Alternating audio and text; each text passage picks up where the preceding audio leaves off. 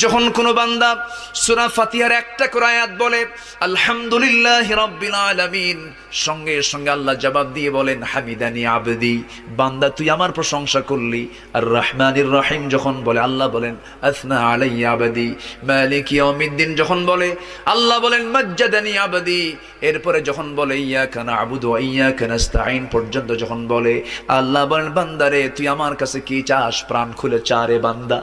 ইহদিনাস সিরাতাল মুস্তাকিম থেকে শুরু করে নিয়া ওয়ালাদ-দাল্লিন পর্যন্ত যখন বান্দা বলে তখন আল্লাহ বলেন বান্দা নামাজের মধ্যে এমন প্রেমের খেলা খেললি, বান্দা তুই যা চাইলি সব আমি আল্লাহ কবুল করলাম।